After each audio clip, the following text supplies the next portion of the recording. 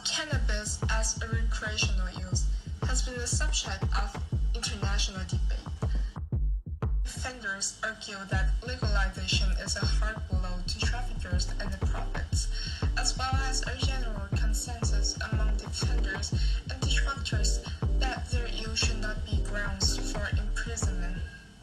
The detractors, for their part, explore that the use of cannabis can lead to the consumption of other substances stronger and harmful to health.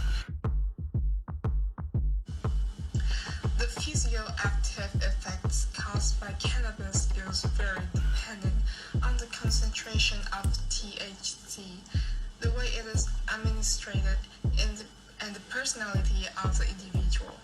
According to the testimonies of people who claim to have consumed cannabis, this helps to reduce social ability as well as an increase in visual and auditory perception relaxation, among others. Now, I would like to brief you about some of the detrimental health effects of cannabis use, both short-term and long-term. First is short-term. The most obvious short-term health effect of cannabis is intoxication, marked by disturbances in consciousness, cognition, perception, behaviors, and other psychophysiological functions and responses.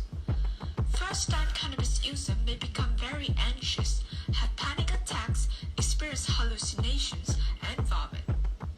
These symptoms may be quite distressing and will require medical care. Acute use impairs driving and increases risk of traffic injuries. Also, there are cases suggesting that cannabis smoking increases cardiovascular disease risk in young smokers who are otherwise at relatively low risk. As for long-term effects of regular cannabis use, regular cannabis users can develop dependence on the drug, which will subsequently lead to withdrawal syndrome. Daily use in adolescence and young adulthood is associated with a variety of negative health and psychological outcomes. These include early school leaving, cognitive impairment, increased risk of using other illicit drugs, depressive symptoms, suicidal ideation, and behavior. Growing evidence reveals that regular heavy cannabis use during adolescence may result in more severe and persistent negative outcomes than use during adulthood. Notably, there has been a link between cannabis use in adolescence and the risk of developing psychotic symptoms or schizophrenia. The magnitude of the symptoms is associated with the amount used and the frequency of use.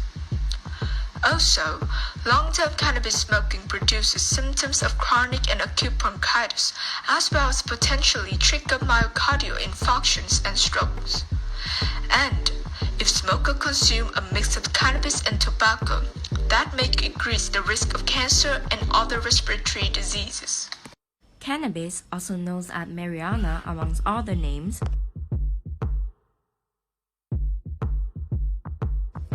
is a substance prepared with the leaves and flower of Cannabis sativa. The main element in it is the THC. It can be consumed by steam, cider, food, or some extract. It is considered a soft drug because there are no very harmful effects to human health due to its prolonged use. As for the effect generated by the consumption of this drug, they depend on many factors. However, generally speaking, there is a feeling of relaxation and increased appetite. Its use recreationally dates back to the time of ancient Greece. It was intensified in the mid-20th century, where it happened to become a common drug in social gatherings.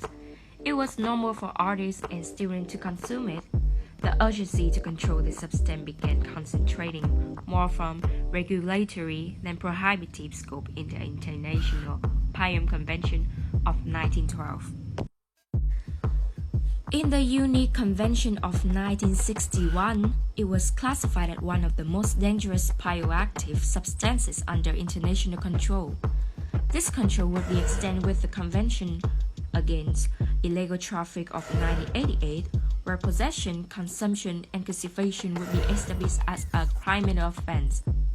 Although this did not stop or reduce consumption, on the contrary, cannabis will have a great popularity and an increasingly widespread use. And in a world where stress increasingly affects the population, the use of cannabis emerged as a way to help deal with it. However, the lack of information on the part that the population and the fact that considered as a soft drug makes them think that excess consumption will not have considerable damage in them, especially in young people, for whom it is very easy to be in direct contact with this substance. So joining this competition, we hope to develop our presenting skills, teamwork skills, also enhance our creativity and our confidence, as well as gaining broader social acquaintance and experience. More vitally, witnessing the reality of non-medical cannabis use, we hope to apprise people of its hazardous downsides and ultimately help building a sturdier future without the silhouette of non-medical cannabis users. Nevertheless, we won't do this alone. We hope our voice and utterance can reach other individuals disquieting by the consumption of non-medical cannabis, in addition to those caring to prevent the usage of marijuana, especially among teenagers who are underratedly aware of its consequences. Thank you.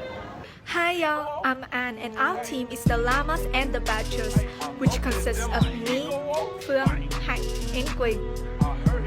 So basically what we're doing is to show our worries about these issues and to mention its consequences.